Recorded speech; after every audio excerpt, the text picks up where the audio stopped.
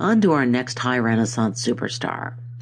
Michelangelo lived to a ripe old age, and as a result, he complicates our planning, since his later work really, in my view, belongs to the Catholic Counter-Reformation or reaction to the Protestant Reformation.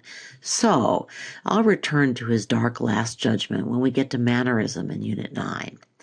Like Leonardo, Michelangelo was an artist who not only reflected, but also transformed his times. Indeed, he's the first Western artist whose biography was published while he was still alive. He was also the first artist whose art made him, in modern terms, a multimillionaire. Like Leonardo, Michelangelo's roots lie in the early Renaissance, and more specifically in the Florence of Lorenzo de' Medici. He was born in a town near Florence, and he apprenticed to Ghirlandaio. Remember that other Last Supper that we just saw? Lorenzo de' Medici recognized his talent, invited him to join the art academy that Cosimo had founded, the first permanent painting school in history, and even invited Leonardo to live in the Medici Palace. Michelangelo to live in the Medici Palace. When Savonarola's followers succeeded in banishing the Medici from Florence, Michelangelo traveled to Venice, Bologna, and finally to Rome, where he arrived at the age of 21 and would work for much of his life. So this is a good point to pause in my biography, if I can get my names right, to talk a little more about the Eternal Cities revival. During the medieval period, Rome was basically a one-industry town, and the industry was the church. Most of its customers were pilgrims. When the popes decamped to Avignon during much of the 14th century, Rome went into a steep decline. When the papacy returned permanently to Rome in the 15th century, a series of strong, if not especially spiritual popes, led a drive to rebuild the city and especially its religious buildings. These popes were heavily influenced by the Renaissance. The pope we will most concern ourselves with today, Julius II, was pope from 1503 to 1513, and he took that name to show his admiration of Julius Caesar, not, I think, a notable Christian saint. The drive to beautify and glorify Rome would acquire new urgency when Martin Luther began to challenge church authority, although, ironically, the crisis that provoked the Protestant Reformation was German objections to papal efforts to raise enough money to build St. Peter's by selling indulgences. So art history is very much part of European history. At any rate, I'll talk about that in my final lecture for the unit. The College Board did not include any Michelangelo sculptures on its list. Little strange, because Michelangelo himself preferred sculpture to painting, and as we'll see, his Sistine Chapel paintings, our required works, sometimes look a lot like sculptures. This work isn't in your textbook, but I've already shown it to you once when we looked at the Rotgen Pieta. I could imagine the College Board asking you to identify the name for this particular narrative, just as the Annunciation is when the angel Gabriel comes to Mary. Michelangelo sculpted this work for a cardinal, and it made him an instant superstar. The subject of Mary with her dead son had never been treated before in Italian sculpture, although it was a common theme in Northern Europe, where more emotional subjects were often popular. So just a few comments about this work, since we need to move on. Note that the defining shape of the composition is another pyramid. The curve of Christ's arm echoes the curve of the winding sheet, while his feet direct our eye up to Mary's ever-youthful face. The large swath of cloth was necessary to convincingly support the dead body of Christ, but note that Mary's body is really unrealistically wide also to support the body. Michelangelo does a good job with the clothing to disguise that. This, by the way, is the most finished sculpture that Michelangelo ever made, and it's the only one he ever signed. His signature is on the sash crossing Mary's breast. Michelangelo returned to Florence, where he produced his iconic David. This statue is 16.5 feet tall without the base. Like the Pieta, the David was instantly hailed as a masterpiece. In fact, the cathedral authorities actually convened a committee. It included Botticelli, Filippino Lippi, that was Fra Lippi's son, remember that naughty angel, and Leonardo da Vinci to decide where the statue should be placed. Leonardo wanted to put it in an obscure corner. He was apparently jealous of Michelangelo, who in turn, not entirely unfairly, accused him of not being able to finish any of his great ideas. Well, Leonardo lost that argument, and the committee ultimately chose a spot beside the main entrance to the Piazza della Signoria, or the square in front of the town hall, where it stood until 1873, when it was removed to a museum for safekeeping. Now, Michelangelo's David is not on the list, but it's actually showed up in several of the recently released College Board practice questions, so go figure. Michelangelo would have been very familiar with Donatello's work. In fact, I really can't emphasize enough, this was a hothouse. These artists knew each other, they imitated each other, they envied each other, they interacted with each other. It is interrelated work. Any rate, so he would have been familiar with Donatello's work. It had been produced 60 years earlier. How has he departed from Donatello's vision? Well, as I just said, Michelangelo's David is much larger, really colossal in size. Both Davids are nude, but Michelangelo's sculpture didn't provoke the same unease as Botticelli's. It may be because at this point the Florentines were a whole lot more used to nudity. It also seems to me that Michelangelo's David doesn't have that disturbing pedophiliac undertone. Although the stance is superficially similar, Michelangelo has chosen a very different moment in the narrative. Not the moment of victory, but the moment when David winds up to fire his slingshot. So notice how one side of the body remains closed and relaxed, but the other is poised and tense, ready to spring. The body stands again in that resilient curve, like a strung bowstring. The hands and feet are oversized, which renders them more protective and more expressive. Remember that the statue is designed to be seen from below, and Michelangelo designed his David to focus our eye on the two elements of his victory: the head that came up with the plan and the hand that executed the plan. So we have a brilliant brain directing a fit and agile body. This is the Renaissance ideal, and we're going to see it in Michelangelo's Sistine Chapel paintings as well. And that brings us to the great drama of the Sistine Chapel. Michelangelo left behind a detailed autobiography, so we have a blow-by-blow account of his love-hate relationship with his most famous patron, told, of course, from Michelangelo's rather self-serving perspective. So let's watch a video clip that explores this famous partnership and feud.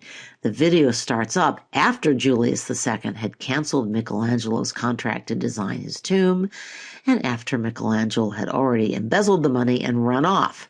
The Pope asks the government of Florence to help get Michelangelo back to Rome. Michelangelo's words in the video actually come from his autobiography. So let's take a look at the final product and then go back to examine the process of painting the chapel. This virtual tour, which was produced by the Vatican, is very short, but it gives an overview, that is, if it works on the school computer. The Sistine Chapel is the private chapel of the Pope, located between the papal apartments and the Basilica of St. Peter's. It's here that the College of Cardinals meets to elect a new pope. The chapel was built by Pope Sixtus IV, hence the name Sistine, in the late 15th century, but the original ceiling was simply blue with stars. The lower walls were decorated by a series of mostly Florentine artists.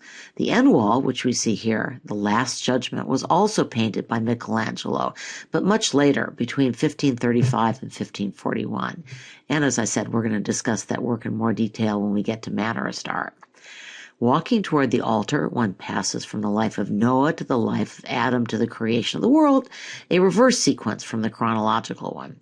The priest standing at the altar would, of course, see it in the right direction, but upside down.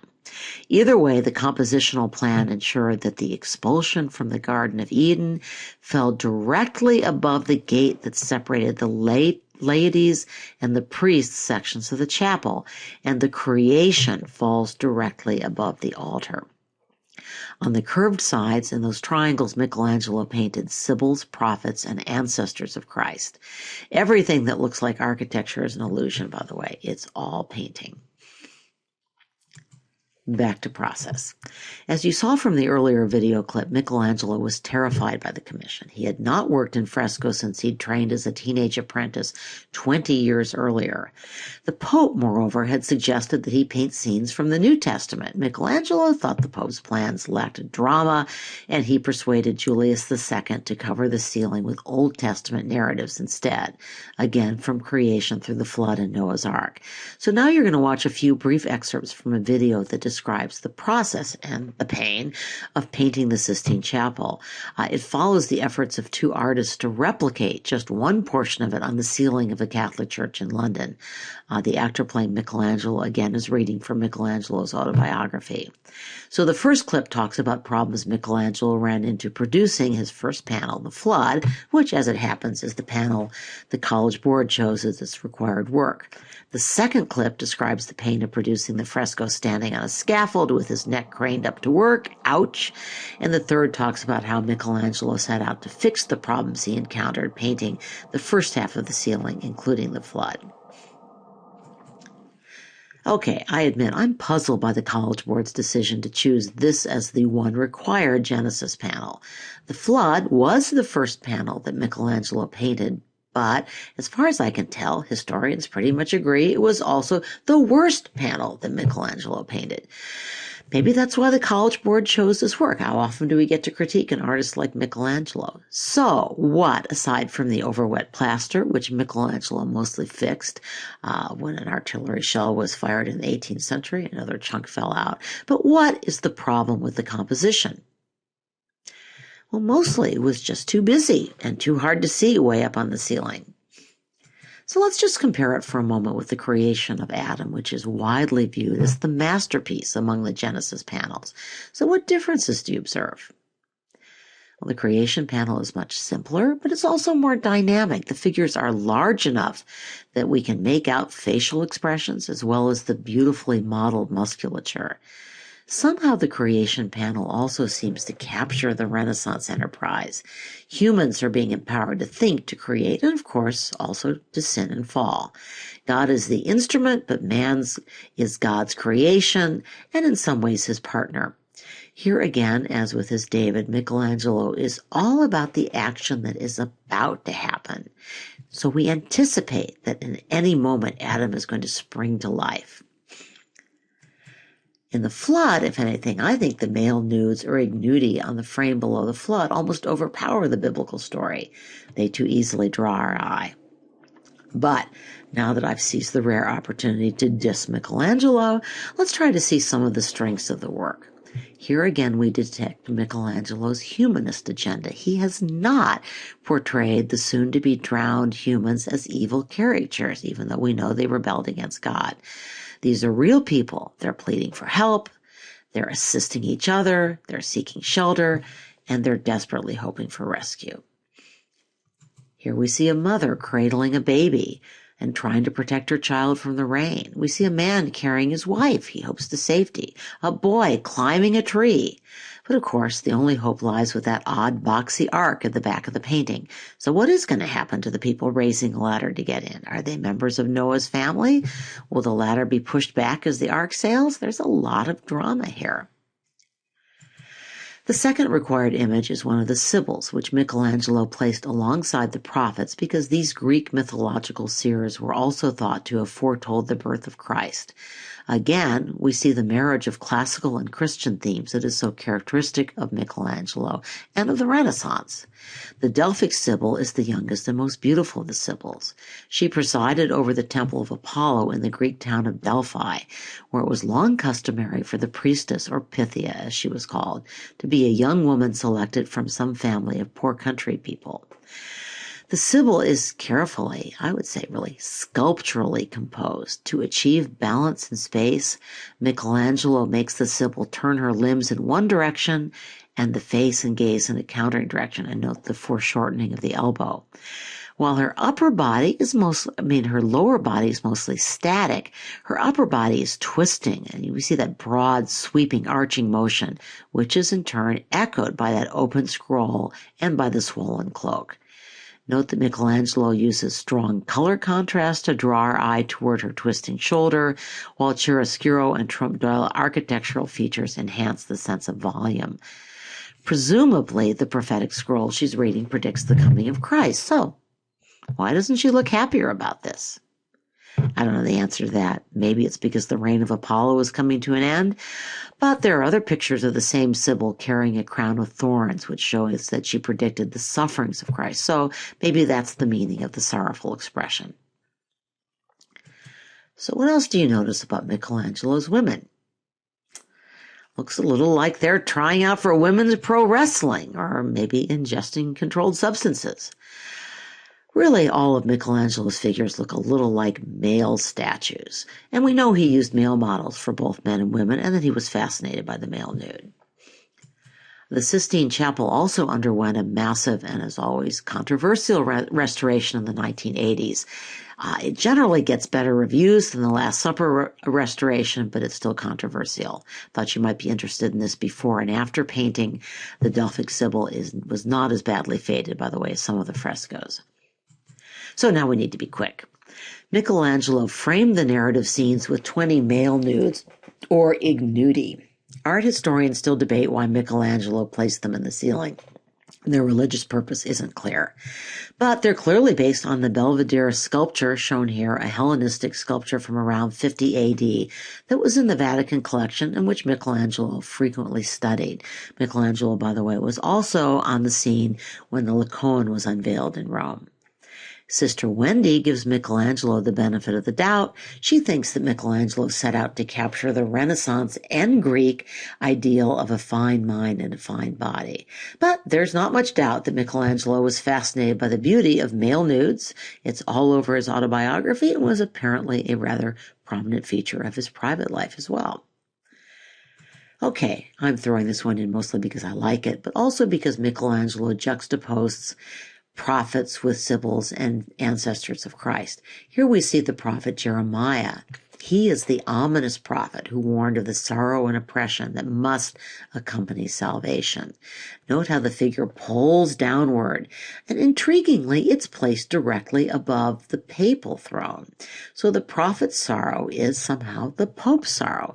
Remember, this was a paint at a time when the warrior Pope Julius II was engaged in a life and death struggle with the King of France, who would invade Italy in 1492 and sack Rome in 1527. Well, this may mark me as irredeemably weird, or even weirder, but I'm going to end with what are my personal favorites among Michelangelo's works. These slaves were supposed to be part of Julius II's elaborate tomb. That's the contract he canceled. But remember, too, what Michelangelo believed about the artist's role. He thought that his job was to recognize and to liberate a sculpture that to his mind was already struggling to be free from stone. I love that these figures are still somewhat bound to the stone. We never entirely go free. But you're free to say farewell to Michelangelo for now, because we're going to move on to our last two superstars, Raphael and Titian.